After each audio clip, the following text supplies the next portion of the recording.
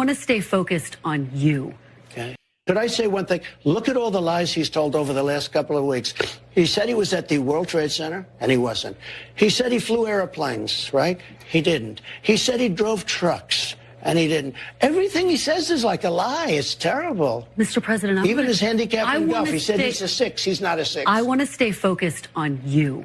Okay. For the purposes of this interview, okay? Because it's important that we hear from you about all of this. Well, I'd like you to, but you keep interrupting me. This lady interviewed Donald Trump, and they mad as hell about her. They want a boycott, Meet the Press. They're saying Welker sold her soul because she interviewed Donald Trump. Donald Trump blames January 6th on Nancy Pelosi because Nancy Pelosi was the Speaker of the House.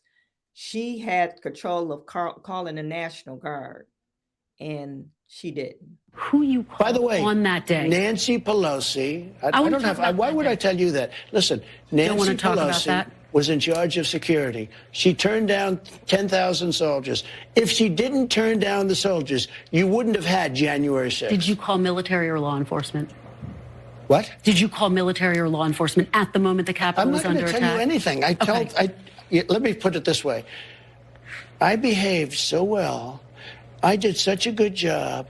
Nancy Pelosi turned down 10,000 soldiers. If she didn't do that, but and now Nancy I understand. Pelosi doesn't have the authority that the you police have as testified Commander-in-Chief, though. Listen to me, Kristen. Listen to me.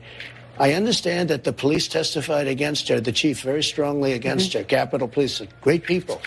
They testified against her, and they burned all the evidence. Okay, they burned all the evidence. They destroyed all the evidence about Nancy Pelosi. What do you say to people who wonder why you as Commander-in-Chief, you have authorities that Nancy Pelosi doesn't have as Commander-in-Chief? No, she has authority over the Capitol. Why didn't you send help in that moment, though? Frankly, just so you understand, I assumed that she took care of it. She turned down. So when you realized that the National Guard wasn't coming? Well, you don't realize anything until quite a while. National Guard not coming. I asked it to be there 3 days in advance, and she turned it down. She says that request was never officially made. Oh, just so you know. Let me just tell you. Let me ask you about pardons, Mr. President. And that is correct. That is correct. He did request National Guard to be there. I don't know if it was 3 days in advance, but it was in advance, a couple of days in advance before this January 6th happened. You know, it got out of hand. But that's why I said these charges that they're bringing up on Donald Trump is really frivolous. And then Nancy Pelosi and also the vice president was there. They could have really got on the phone and said, hey, this is happening. But they didn't get the guards help or anything like that. And actually, I think they're trying to make it more than what it is. Really. We've seen Antifa and BLM act up. And they did not destroy the Capitol like Antifa and BLM. Let's make that clear. The mayor of D.C. gave us a letter saying that she turns it down. Okay, we have it. Nancy Pelosi also was asked, and she turned it down. The police commissioner I'm talking about Capitol the day Police, of them. wait a minute. Yep. Capitol Police said that he wanted it, and Nancy Pelosi wouldn't accept it. She's responsible for January 6th. Mr. President. Nancy Pelosi's responsible. Mr. And President, you're the president, though. You have authorities that no one else has as the Commander-in-Chief. Do you think you showed leadership on that? Yes, absolutely, I did. Okay. This is what they're saying. Dear Meet the Press, I get you're desperate, but what did you enable an already violent, base, and elevated a sexual predator purely for views? What Kristen Welker and Meet the Press did is horrible and tasteless. Show of hands if you're never watching Meet the Press again. Now they're saying, oh, we're going to fact check him. At least 11 different points during the interview, former President Trump flubbled numbers, misstate facts, or omitted critical context. Okay, he's not a Biden. At least he's coherent. and he's answering questions coherently. So maybe the numbers, if you call it a 5 and he called it a 9, who cares? Ignore Meet the Press and the lies Kristen allows TFG to spew. Joe Biden is the real president who is working tirelessly every single day to make our country a safer and better and stronger. Explanation point. This is Joe Biden. I'm grateful we finally have a president, or somebody put this together. I'm grateful we finally have a president who inspires trust in our allies, fear in our enemies. No, we don't fear in your enemies. They look at us as a joke. Share success, accept failures. Really? Understands the importance of what? Understands the importance of dialogue, have a strong work ethic, isn't a lazy grifter. Really? Like, this sounds like a straight liberal. Like they're describing a liberal person or a socialist. Surround himself with experts and not ass kissers. Really? You surrounded with Joe Biden is surrounded with experts.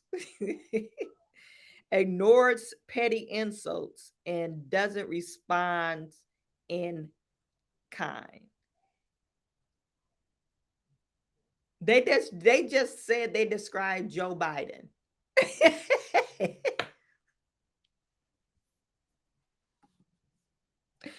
Joe Biden, he surrounds himself with professionals. With you guys. Now, this was 2021. I don't know if these cabinet members are still there. They put a post out. It's a look at Joe Biden's religiously and ethically diverse cabinet members. I guess that signified because you're ethnically diverse, that signifies that you're surrounding your with the best talent. Jennifer Granholm, she lied on her stock options. She has some stock options in a biotech company. Before they tanked, she sold her stock options. And she lied about it in Congress. And she said, oh, it was an oversight. This guy, he was questioned in front of the Judiciary Committee regarding them doing like trans drag shows on a Navy ship, and he didn't know nothing about it. He was like, oh, I didn't know nothing. He was like super clueless. Clueless. Now, Pete Buttigieg, he's gay, and not the fact that he's gay, but he came out with a study saying roads are racist. The roads are racist. The roads that you drive on are racist. Him and Al Sharpton conjured up this story saying Black folks have the propensity to get in more accidents than white people. Well, that's because you don't know how to drive. I've been driving since I was 17, and I've been in one accident. And that accident was because of another driver.